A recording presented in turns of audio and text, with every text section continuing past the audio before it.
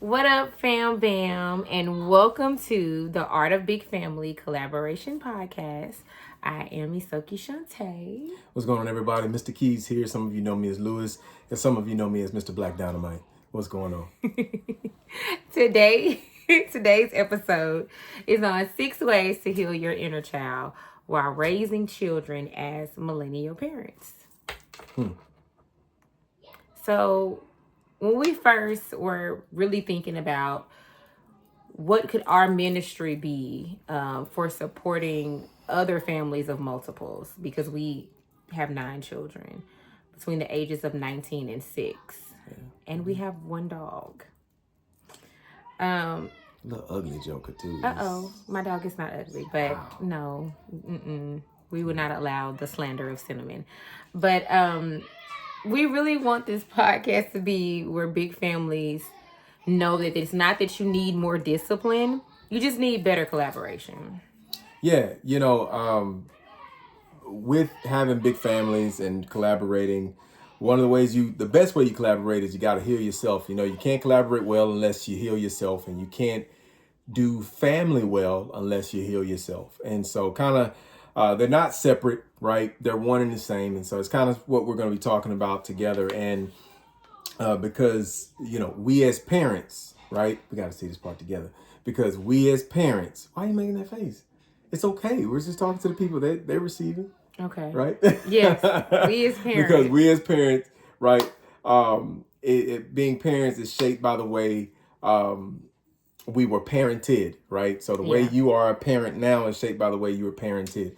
I want to just make sure I say something off the cuff, something that everybody knows, and sometimes we don't always like the process. Our parents did the best they could with what they had in their hands. So yes, you may not have gotten a perfect parent, but they gave you the best they could with what they had.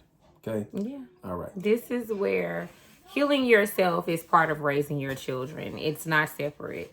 As you are parenting them, in so many ways, we are reparenting ourselves. So today's episode, it is our pilot episode. We really want to focus on this right here. You're not just raising children. You're raising them while re-meeting the child you once were. Especially if you never had a childhood, or maybe you have been an adult all your life. As you're parenting your kids, you will notice that certain things that you get a chance to do with them and have fun with, it's healing. It can be healing, and it also can be hard giving them something that you wished and hoped for. Yeah. So, I guess the 3 healing steps we're going to talk about in this episode, we're going to talk about healing steps for women, healing steps for men, and then just all of it coming full circle, being rooted in parenting as a whole. It's not going to be a long episode. We're not going to make it long and drawn out, okay? Because we live in a fast age where attention spans are quick, so we're going to make it quick.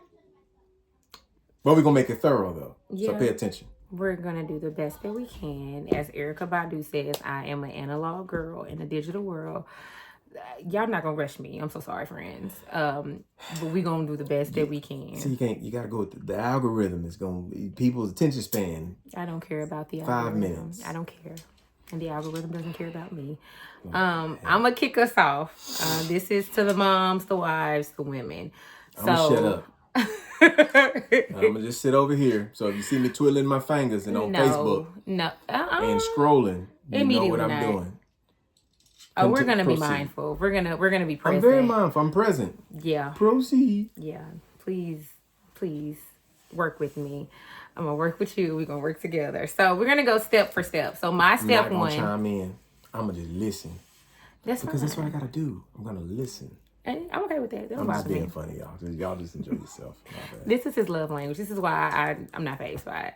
So step 1 for women: the inner daughter, the present mother. Okay.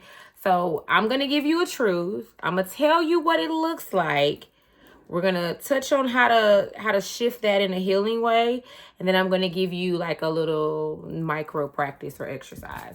Nothing crazy, but practical. We want you to walk away from this episode with things that you could use starting right now today.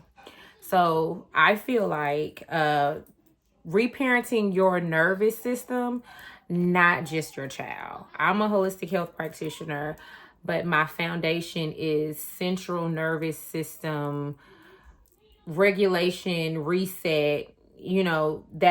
That's kind of the basis of me as a practitioner.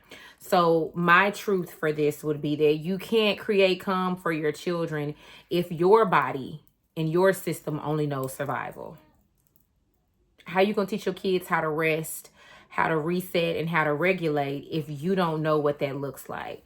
Now, if you're not sure that you're always in survival mode, let me tell you what it looks like and what it feels like. It feels like being overstimulated. It feels like being snappy, then feeling guilty about being snappy, and then overcompensating because you were grumpy. All of this comes from being overly stimulated because you're being a mom, you're being a nurse, you're being a counselor.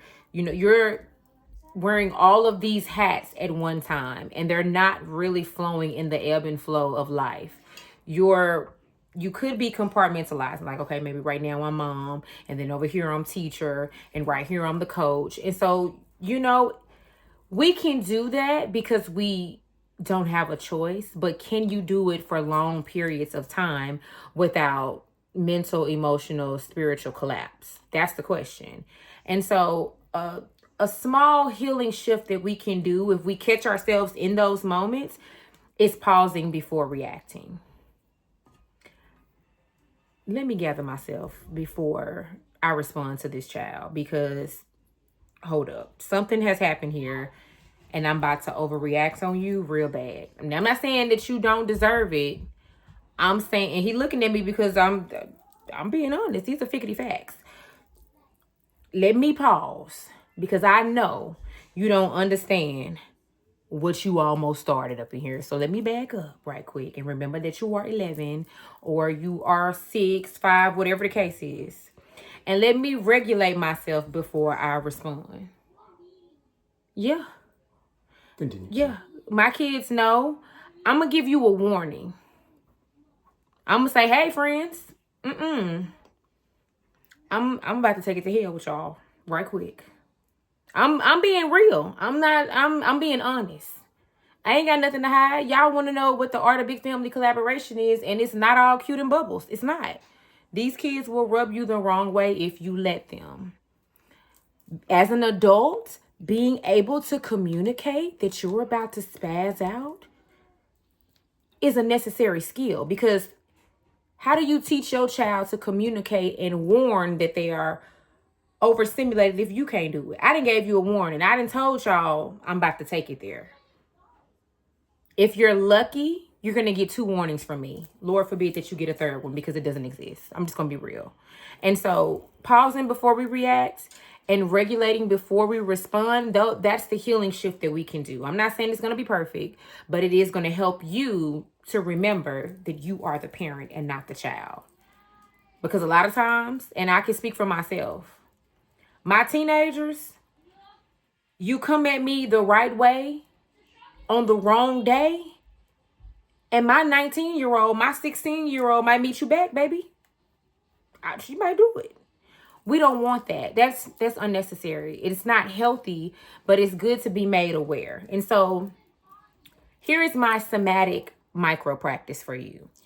1 hand over your heart and 1 hand over your womb. I'm safe in this moment. And I know that seems like a big thing, but no, but for real. Because your child is not triggering you. They are revealing where you were never soothed when you were the same age. And so you have to meet yourself with grace. That's my step 1. What about you? No, great. That's good. I'm just keeping myself on a slick. I want to make sure I'm respecting everyone's time, and I'm going to do that respectfully. I love that for y'all. So we can do that collectively. See, I've dropped them bars. Because I do that. I tend to do that. Bars. Just hear it from time to time. But anyway, Bars. So fellas, so let's talk real quick. So for men, so here it is. Here's how we do it. The inner boy, the present father. The step is this. You have to heal your relationship with your emotions. A lot of times, fellas, we are taught to be providers, be protectors, be all these different things, but we're never taught to process. A lot of times we don't process. We don't go through the steps that it takes to process. Brother, I'm gonna tell you straight up, you gotta process. And oftentimes when it comes time to process, many of us, not all of us, but many of us shut down, or we get irritation, or we're aggravated, or ready to just be done with the conversation. I'm guilty of that. I'm like, look, I'm tired of talking. Can we shut up and let me just be present? I'm serious. That's how I feel sometimes when she talk. I'll be like, can you just shut up and be present? It is what it is. I really like, can please, seriously. But and it's, or emotionally distanced, or it's just like I just shut down completely, and you just get a yes, yeah, it's great, and you just get a list of BS, so I can get you to shut up, so I can be present in my mind, in my moment. But again, fellas, you have to deal with your emotions. At the end of the day, we were born with them. We were not born as docile robots. I wish we were robots sometimes. Believe me, I do. Sometimes we just robots, ain't feel nothing, can just go, keep the oil in the engine and just go until we can't go no more. But we're not built that way, right? We're people, we're humans. So you got to process the emotion. What helps is naming the emotion out loud, right? Just saying, right now I feel blank, blank, blank. Right now I feel upset. Right now I feel hurt. Right now I feel aggravated. Right now I feel happy. Right now I feel sad. Whatever, right? Naming the emotion out loud. And one of the practices that you can do is actually being able to piece together what actually is wrong. A lot of times we say this is wrong when the truth is it's not this, but it could be that. I might not be angry, but in truth, my feelings are hurt because of this, right? So just actually saying a practice, say, you know what? I'm not mad. I'm actually frustrated. I'm not overly happy. I'm actually compensating for my fear. Something like that, whatever, right? But just really being present enough to process that. So a tagline here is that you can't lead a family emotionally if you disconnect, if you're disconnected from your own emotions. There's no way you can do it, right? We're called to lead our families, but there's no way you can lead them emotionally if you stay disconnected, period. There's no way to lead a family, period, if you stay disconnected. So I'll pass it back to my wife. All right. So step 2, brace yourself. This is going to ouch, okay? And anything that we talk about, that I talk about specifically, it's for me first and then y'all. So I'm not saying nothing that doesn't also apply to me, okay? Stop over-mothering your children to heal your younger self. It does not work that way. I thought you were going to go. No, I'm sorry. That didn't mean to come out that way. But it did. But it did. Uh-huh. Stop it. Get some help. No, I didn't bother the men. Look at you though. I'm gonna have to return that petty. Come on. But 2 minutes 30 seconds. friend, you're on a timer. Come on. I'm not on the timer. Listen. And I'm gonna take my time just because you said that. Listen, come on. Alright. Okay, friends. I'm finna cut up. I'm just letting you know. So my truth for this step would be sometimes you give your children what you needed instead of what they need. I will never forget my Aunt Kim, who was like a second mom to me. She's my spiritual mom. She told me, I think maybe baby number 3, she was like, listen, don't give these kids what you didn't have. That's going to spoil them and make them entitled. She said, give them what they need and what is required, and the rest will just come if it comes. But if you go out of your way, when you can't meet those needs, they're not going to be understanding. And you know what? Even though she told me that in good enough time, that didn't hit me until it was too late. And then I was like, oh, this is what she was talking about right here, huh? That's our ice machine in the back. Sorry, y'all. I just thought about that. And I like good ice. I'm sure the people do too. Nothing wrong with that. Keep going. This is real life, friends. You're going to have to get whatever's coming. It's just funny. Yeah, we not doing nothing extra for this. So let me tell you what that looks like. That looks like having no boundaries with your children. That looks like guilt parenting, overextending yourself, over-functioning, overworking to meet the need because you feel challenged by the fact that you have to work a job, or maybe you couldn't keep your word on something, or they want to do all these things that are not mindful to you, your body, your time, and your schedule. That over-explaining everything to your kids is nothing wrong as millennial parents with us giving them what we didn't have, right? Because nobody explained anything to us. They said what they said and then move on. make sure that it's not draining you. You don't owe them an explanation, but it would be nice so that they can understand. They are not your boss. They don't employ you. Okay? You do not work for them. You are not slaves for them. These are your children. And if you are not careful, your kids will treat you like the slave you act like you are. They will treat you like the employee you act like you are, and will not give you paid time off or vacation time. Bookie, they won't do it for you. Now, how do we shift this in a healing way that we could use today?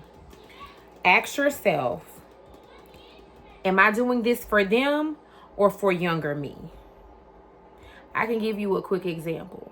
My kids, when they're little, they will always have an extravagant kitchen set.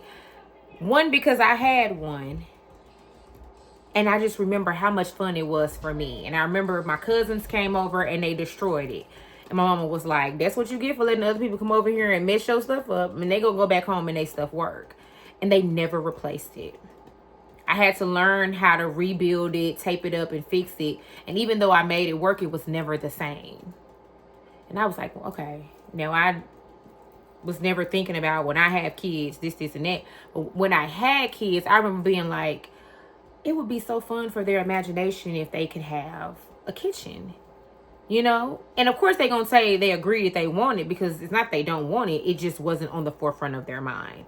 So that is something to think about. Am I doing this for them or am I doing this for younger me? Do these kids actually even care about this?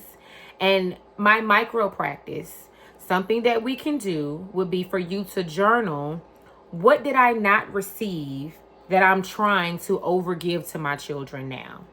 Okay? You are allowed to love your child deeply without abandoning structure. Now I'm pass it back over to the men. All right, here we go. Let's get that timer going and go. So, listen. So, fellas, here's the next part. Here we go. Now, listen closer to this one. Listen real close to this one. All right. Now, mind you, I'm following the script, but I want y'all to hear what I'm about to say. Here's the next one. Break the I turned out fine cycle. I get it. Many of us millennial parents, we were raised up in the 90s, right? Early 2000s. Like, hey, I turned out good. It was a different era. We know, right? Different era. Amazing era, right? We know that. Best era there was. But anyway, exactly. But anyway, I digress. But the truth of the matter is there were some things that were wrong with that era that happened to many of us that, as far as from our parents or loved ones, whatever, that were kind of not great. The truth is survival is not the same as being whole. Just because you made it don't mean that you made it out fully, right? You can listen, a soldier goes to war and he comes back. Just because he comes back does not mean that he didn't leave pieces of himself overseas. Does that make sense? Okay. So survival is not the same as being whole. What it looks like minimizing childhood wounds or repeating harsh disciplines. I get it. It's some things that we do. We say, hey, I turned out fine, and so if it happened to me, I can do it to them and they'll be just fine. That's true, that's fine, but it is more difficult to repair broken men than it is to build up a strong young man or young woman. Does that make sense? So I'm dropping some bombs real quick. I'm dropping them quick, so you better catch them. So again, it's easy to not minimize the childhood wounds. It's stuff that hurt. At the end of the day, there are things that happen to us in our childhood that hurt. It was what it was. But instead of just minimizing it, you deal with it. Reflect on it instead of defending it, right? Sometimes you just got to sit with some stuff. Have you ever just had to sit after a workout and just be like, man, I'm sitting. You sit in your sweat. You sit and you be like, oh, man, I'm stinky. I'm sweating. I know that sounds crazy. But sometimes you got to sit, because if you don't, you got to sit and you got to wait. If that's waiting to get in the shower, if that's waiting to ride from the gym on the way home. At the end of the day, you got to sit for 10, 15, 20 minutes. Sometimes you just got to sit and reflect on what has happened. And so micro practice here real quick. Ask yourself, what did I fear the most as a child? Because catch this. Adult you is tasked with defending the childhood you, right?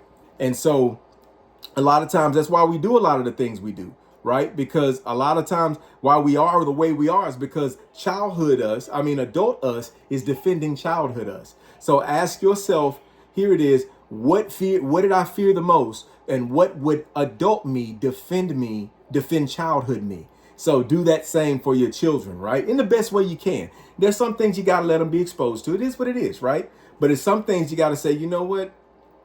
Maybe, just maybe, I might not want to repeat that. There we go. Okay, so now it's back to me. This is my last step. Oh, it doesn't matter. I'm not going to follow it, but you can do it if you need to. My step 3 for women, mothers, wives. Oh, baby, I don't care about that. Let yourself be seen without being perfect. I'm going to do my own thing. Love you, though. Letting yourself be seen without being perfect. That is such a huge one for moms. Sometimes we forget to show our kids that we're human, that we cry, we hungry, we're sad, we have these levels of emotions. We forget that we're supposed to be showing them how it's done, not just doing it in front of them and then they're just soaking up whatever they see. But millennial mothers carry the pressure to be healed, to be gentle, to be present, to be soft, to be structured, all at the same time. Come on now. You might could do 2 or 3. But trying to do all of that at the same time is self-destructive perfectionism. And I know because I am yet recovering. And I'm going to tell you something. It ain't your friend and it ain't going to help you at all. And if you don't know if that's you, but you like, maybe, this is what that looks like. It looks like hiding emotions, being angry and saying that you're not, performing gentle parenting perfection.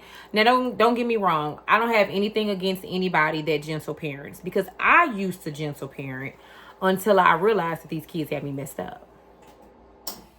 I'm just keeping it real. My husband has always been an old school parent, and I will still give you some new school energy, but at the same time, stop playing in my face. But it did take for these kids to hurt my feelings for real for me to get on board, because I was just like, I just know we could do this different.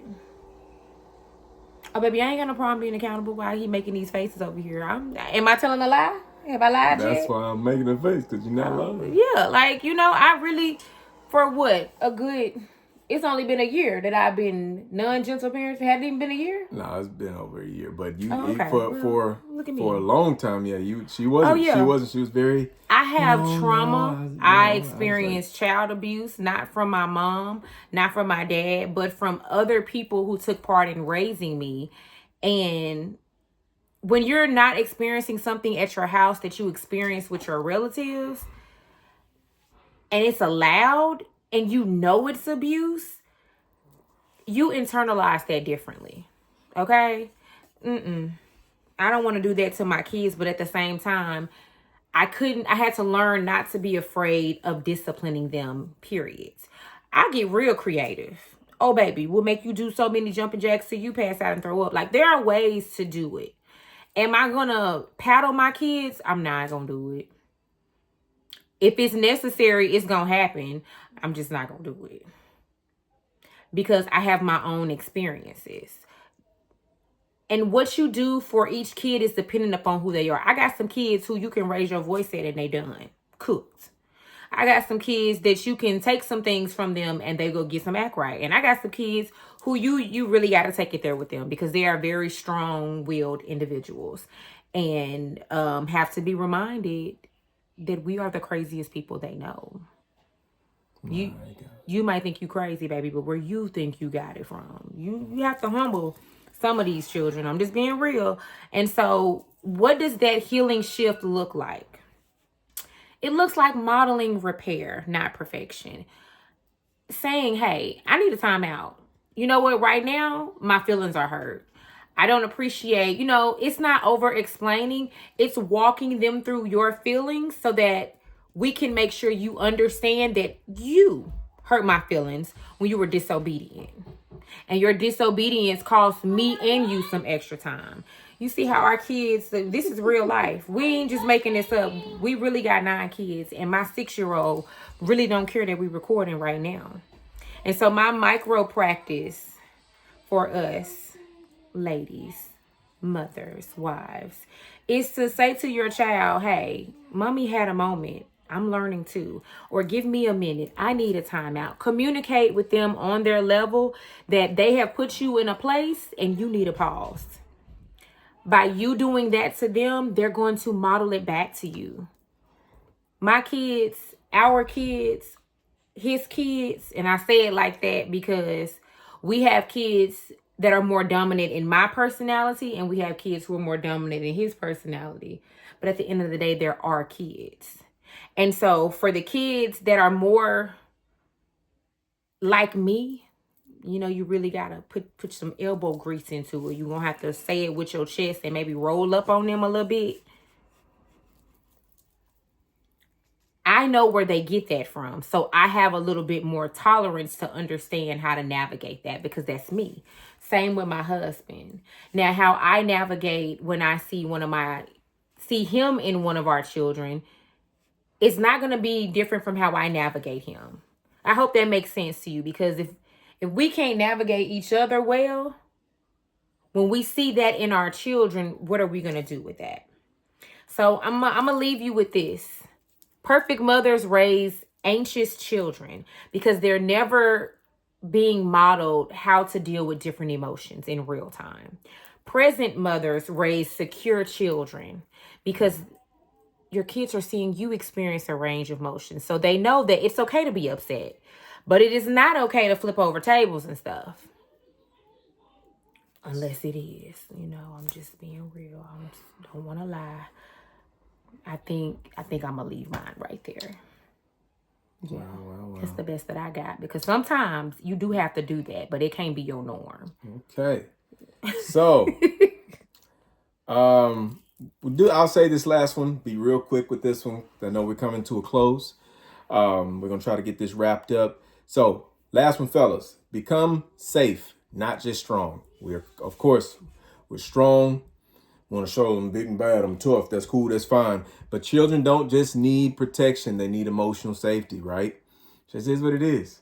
I know many of us as fellas, many of us had our fathers in our lives, very present, very active. But there's some of us who didn't have male influence in our lives on an everyday basis, right? We're raised by single mothers, right? And so we have placed a male authority or male safety, safety in the hands of the woman, but we don't know what it looks like to be safe in the hands of a male, right? And as the dads now, we don't know what that looks like for our kids to feel emotionally safe with us, right? What it looks like is authority without connection, and respecting without relationship. That's what, whenever you see like where it's not emotionally safe, right? I have respect, but I ain't got no relationship with you. So some of us, let's be real, some of us fathers, there's a point we all go through, you couldn't tell your kid, you wouldn't know what their favorite color is. Couldn't know what their new favorite show is. Don't even know what restaurant they like to eat at. Do they like Subway? Or do they like Sonic? Or do they like Raising Cane's? Or do they like In-N-Out? Right? You don't know. But they respect your authority. Hey, boy, get over here. Hey, stop. They'll listen. But you ain't got no relationship with them. And so then that's why you sit in the car and you're just silent. Y'all just drive silently. You don't crack jokes, don't laugh a little bit, point out things because they don't feel emotionally safe. Here's the healing shift. Presence over control. At the end of the day, be present, right? Don't just be, hey, I told you to do this, told you to do that. But then you're always checked out, or you're not sitting with them in moments where you're just in the house or just sitting and chilling. You're not present, right? Or if you are present, you're on the phone, or you don't make time to watch a movie, stuff like that. Presence over control. A micro practice. I just said it. Sit with your children without fixing anything. So just sit with them. Don't try to, if they come to you with a problem, don't say, okay, well, you need to do it this way, you need to do it that way. Just listen. Like, okay, how do you feel about that? Okay. One of the ways you can do this is this. Or what about this? Right? But just be present. It never hurts. Never hurts. We're fixers. But sometimes fixers gotta just listen. Okay? You ever seen a good mechanic? A good mechanic does what first? They tell you crank the car up and they just listen to the problem before they go try to fix it. You know what I'm saying? Sometimes you just gotta listen. Especially the shade tree mechanics, the ones they don't charge you a whole bunch, but they fix it real good. And they'll take them about 14 days to fix your car. But they'll listen though. They listen. They listen to the car for 7 days. So they listen real good. But anyway, here's my last line. Strength builds the house. Safety makes it a home. Okay? We can be strong men. That's great. That's what builds up the home, builds up things. But them feeling safe, that's what makes them say, man, I'm at home. not just at my house. Make sense? All right. So, together reflection. Here we go. Into the together reflection. Yes, together reflections. Ask each other. What are we asking each other? What part of your childhood shows up in our parenting? What part of your childhood shows up in our parenting? Part of my childhood that shows up in our parenting is sometimes my over playfulness, right? My over playfulness, right? And sometimes I overplay with my kids, but because sometimes I was raised in a home that would play and then have a quick shift into serious mode, I suffer from that sometimes. I'll be playful and all of a sudden it's authoritative, right? Hey, all right, let's get cleaned up. All right, and it's like, well, we were just joking and playing and, throwing slime at each other or doing something like that. Now pillow fighting and now it's just do something. So it shows up sometimes. So I have to work on that. What about you? You gonna re-ask me the question? Yes. What part of your childhood shows up in our parenting? Baby, look, I'm just trying to give you one. I feel like the part of my childhood that shows up in my parenting is the parts where I feel like no one listened to me. And I feel like no one showed up for me when I really needed it. So, baby, I'll let these kids talk for 3 hours. And then they'll leave. And the next person to come in. And they'll get 3 hours. The next person to come in. And by the time the day is done, all I have done is listen to each child for 3 hours. Did I tell you that I got 9 kids? Okay. And then that's my whole day. Wow. Because I remember what it felt like to be unheard. So I just be trying to keep space. And there's nothing wrong with that, but there's not balance because I do have 9 kids. So next question, where do you need support instead of correction in that? Oh, sweetie, I don't know. That's great. I'm going to have to really marinate on that. This is real. You know why it's real? Yeah. Because we're still figuring it out. Correct. Do you understand me? Yeah. So that's, if we don't say nothing else, listen, man, that was country. Hold on, let me go back. Why are you fixing it? We are from the South. Hold on. If we say nothing more, listen, we have just said a mouthful in that moment. Oh. And that thing we just said was this. We are still, say it with me. We are still, come on, please. We are still, figuring it out. What you say? You are still, listen, we could literally stop right now. Now, seriously, and this is the joke. I know I'm saying it funny, but I'm being very serious, y'all.